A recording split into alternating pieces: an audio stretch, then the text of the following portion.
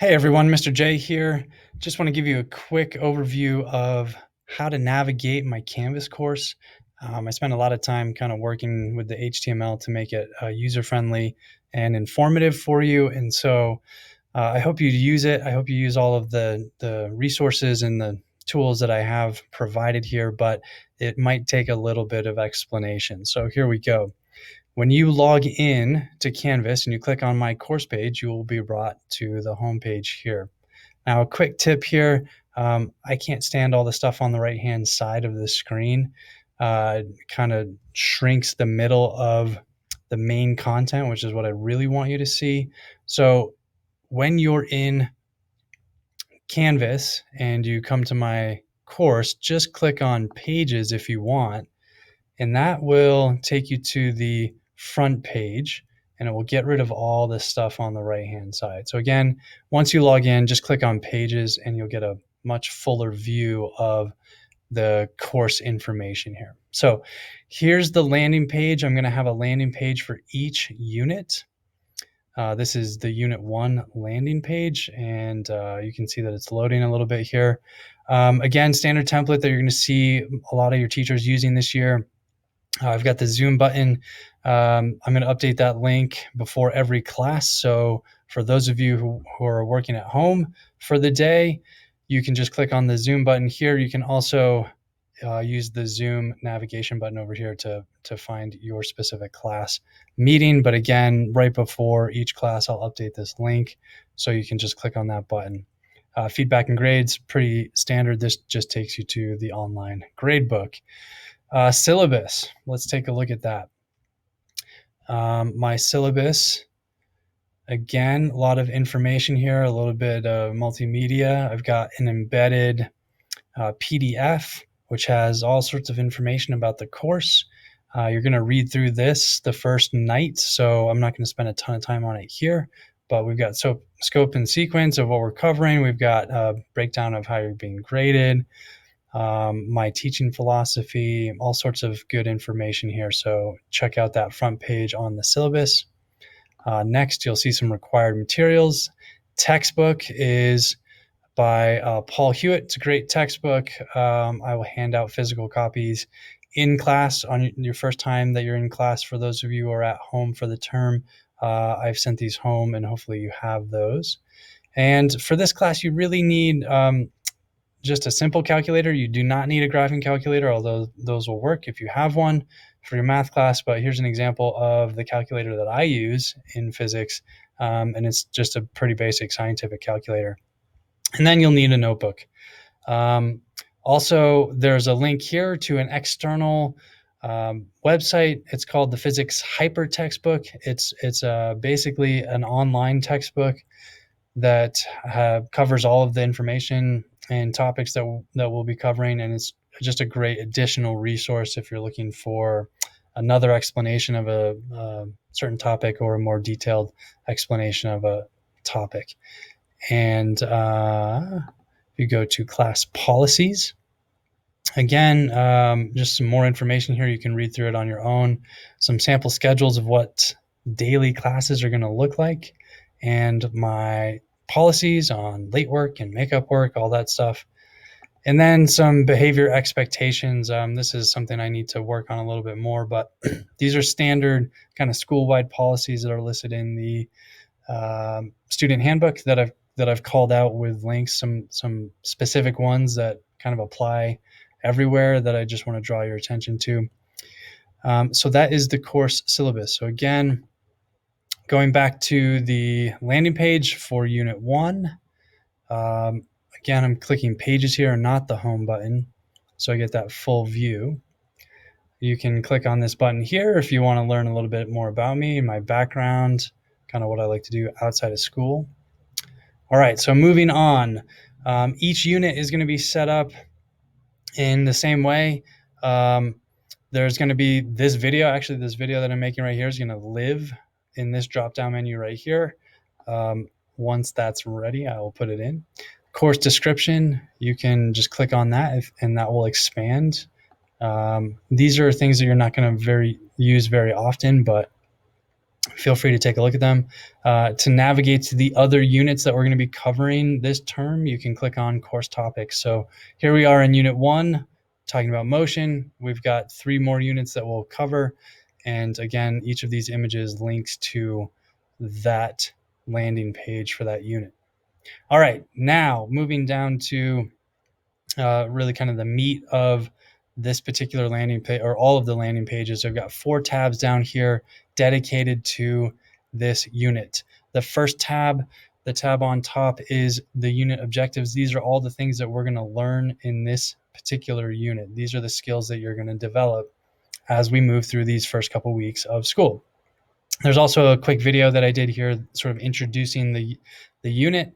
You can watch that when you have time. All right, this tab, the plan tab, this is probably the single most important tab that you will use on any given day in physics. This is the outline of what we're going to be covering each day, and it tells you kind of what you need to be doing sort of outside of class as well. So you can see here, day 1, we've got a list of activities that we're going to work through. And then you've got some stuff that you're going to do outside of class. So a reading problem set that you might work on if you don't finish it in class. And then you're going to start thinking about what you might want to do for your term project. And so you'll notice that there's an empty column over here. And then this column, this practice column here, really what I'm doing here, practice is exactly what it sounds like. These are assignments or activities that you should do to gain proficiency in the skills that we're learning in this class. These are things that you are encouraged to work on, but you're not going to get graded on them. In other words, these won't show up in your grade book. I will give you feedback on them. We will go over them. We'll talk about them. You can certainly ask questions about them. However, they're not part of your overall grade. The only things that you're going to be graded on are assessments, things that are assessing your understanding of the material, a specific skill, data analysis, these sorts of things.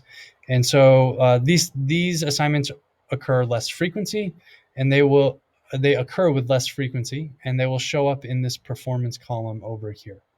So as we scroll down, you'll see the first couple of days, there's nothing that you're being graded on because you haven't learned enough information yet. Again, there's a reading assignment. As we move through different chapters, I'm not going to grade you on those. There's problem sets for each chapter. You really, really need to do these because this is where you're going to practice for your assessments, but you're not going to be graded on them. So here we go down to day 3. You're seeing the first sort of graded assessment exercise, which is called an explication.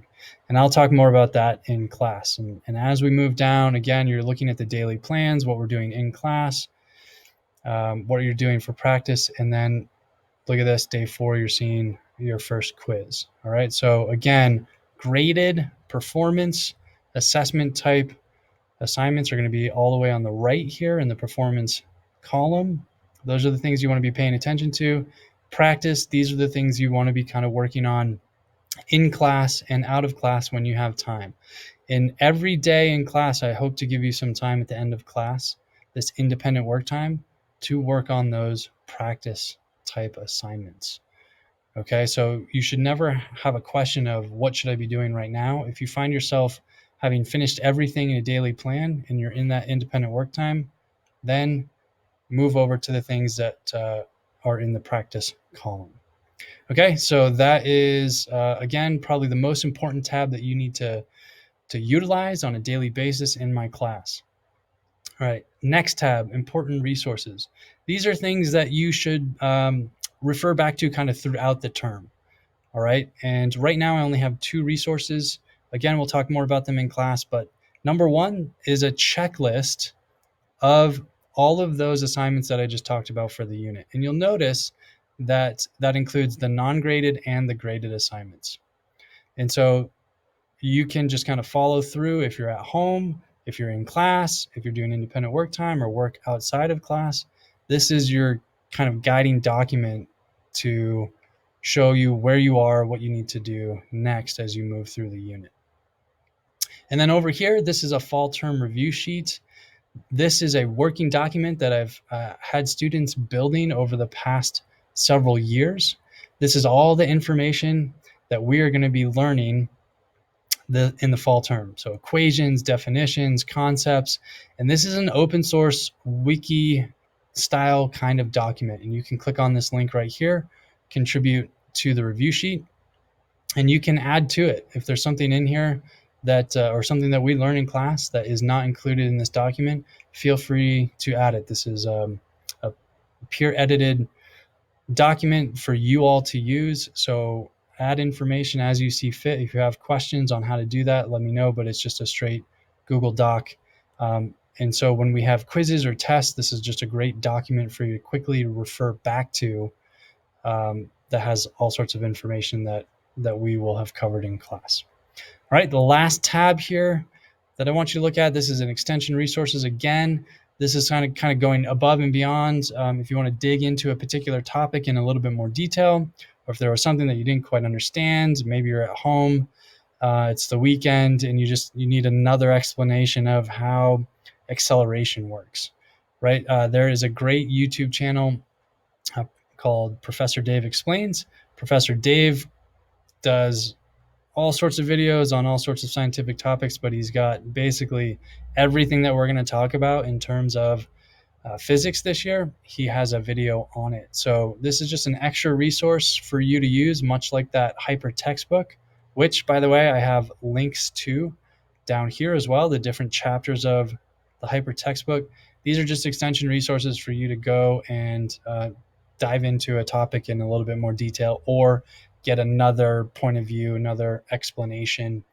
The videos are short, they're really good, and he often does practice problems at the end of his videos. So really great resource, and I will have those kind of posted throughout the year as we dive into new units. So that is a quick overview of how to, maybe not quick, but it's an overview of how to use this Canvas page. I put a lot of time into it, put a lot of resources there for you to use, and I hope you kind of click through and utilize all of them. And if you have questions, or if there's something that's not on here that you think would be good for me to include, let me know, and I'll see if I can put it on the course page. Looking forward to a great year and learning some physics with you all. See you soon.